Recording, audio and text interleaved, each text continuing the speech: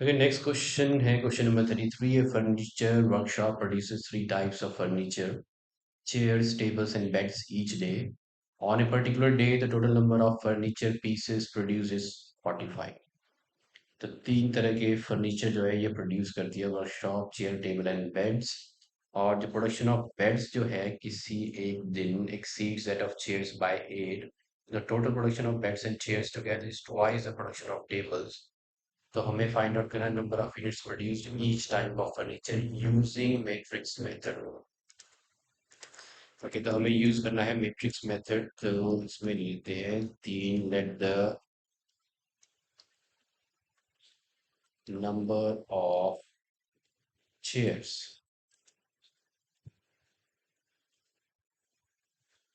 Tables and beds, ये जो produce हुई है इनको मान लेते हैं be, x, y and z respective.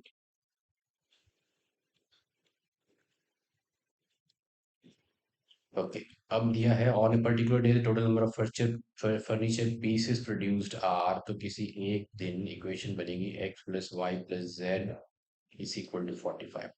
और फिर दिया है प्रोडक्शन ऑफ बेड्स। बेड्स है आपके z exceeds that of chairs by 8। तो production of beds means z exceeds that of chairs. That of chairs है आपकी एक्स बाय 8।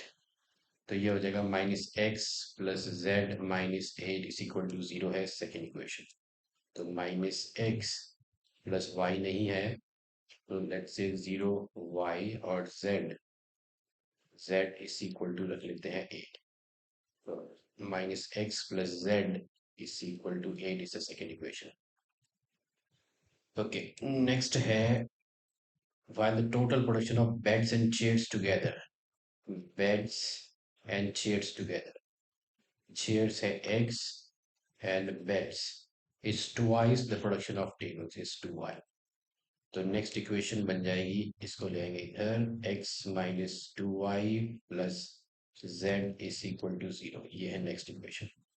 ओके, ये है three equations with three variables, इनकी हम बनाएंगे मैट्रिसेस। तो पहले मैट्रिक्स बनेगी इन सब इक्वेशंस के जो वेरिएबल्स हैं उनके न्यूमेरिकल कोएफिशिएंट्स की। पहला है 1 1 1, नेक्स्ट है -1 0 1, फिर 1 -2 एंड 1। ओके, जो नेक्स्ट होएगा वो होगी x, वो है variables x, y and z। और b इक्वेशन में, b मैट्रिक्स में रहेंगे कांस्टेंट्स 45 8 एंड 0। अब मैट्रिक्स मल्टीप्लिकेशन से हमें ये सॉल्व करने हैं।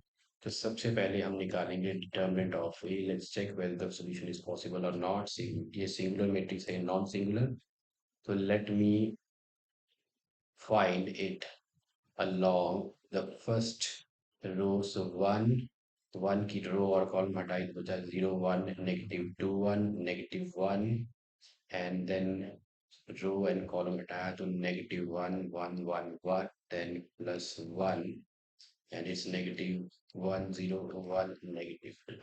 So this is equal to 1, this is 0 plus 2, -1 -1 -1 plus 1 2 minus 0। Okay, ये हो जाएगा 1, दिस इज -2, तो +2 and +2 which is equal to 6, that is not equal to 0। Okay, इसका मतलब है कि A इनवर्स एग्जिस्ट करता है क्योंकि A है नॉन सिंगुलर मैट्रिक्स, डिटरमिनेंट है 0 नॉट 0। ओके, तो अब इसे सॉल्व करते हैं हम। ax is equal to b, तो x हो जाएगा a इनवर्स b। अब हमें फाइंड आउट करना है a इनवर्स b के लिए सबसे पहले फाइंड आउट करेंगे एडजॉइंट ऑफ a। तो a matrix adjoint of a के लिए आपको निकालने पड़ेंगे cofactors a11 a12 a13। Okay, मैं ये तीन निकालूंगा, बाकी आप इसे देख के निकाल सकते हैं। A11 1 plus 1 is 2, so positive sign।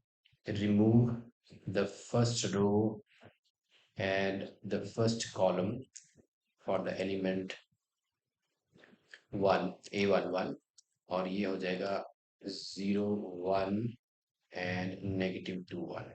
Next is 1 plus 2 is 3 odd, so negative sign लगाएंगे. Remove the row and the column for the element a12.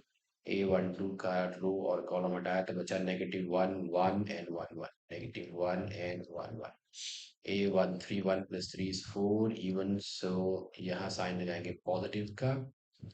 Okay, remove the row and the column for 1 and 3, -1 0. This is -1 0 and 1 -2. तो ये आपको मिलेगा 2. Okay, फिर है this is -1 -1 which is also 2. Okay, ये हो जाएगा 2. Okay, तो adjoint A में जो पहला आपका कॉलम है वो है 2 2 2. सिमिलरली आप फाइंड आउट कर सकते हो नेक्स्ट कॉलम वो होगा -3 0 3 एंड देन 1 -2 and 1. तो ये है एडजॉइंट ए. आपको मैट्रिक्स आपको ये मिलेंगे. ओके, हमारे पास आ गया adjoint A. Now let's find out A inverse. So A inverse is adjoint of A divided by determinant of A, which is 6. So this is A inverse adjoint of A divided by determinant of A. determinant of A से divide किया तो यहाँ आ जाएगा is equal to 1/6. Okay. Up, let's replace the values here in this equation. Values replace करी तो x है आपका x y z matrix और A inverse है 1/6. This is 2 -3 1 2 0 -2 2 3 1 multiplied with b. B has the constants 45 8 0. Okay, इसे multiply करते हैं x y z matrix is equal to 1/6. Let's multiply this. So 2 with this row with the only column. Okay, column. So 2 into 45 is 90 minus 24 plus 0. The next row 90 0 and 0. Then again it's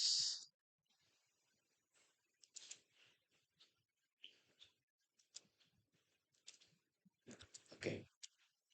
Then third row 90 plus 24 plus 0, which gives me 1/6. 90 minus 24, 10 minus 4 is 6. 6. This is 90 440.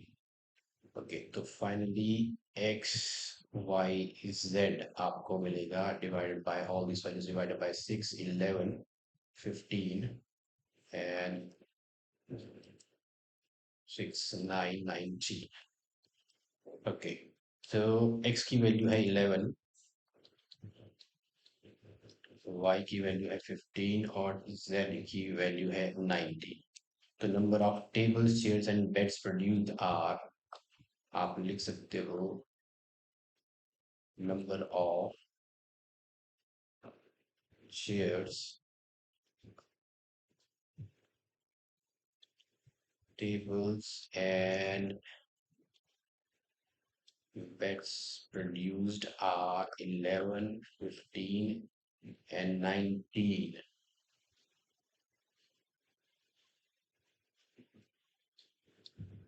respectively.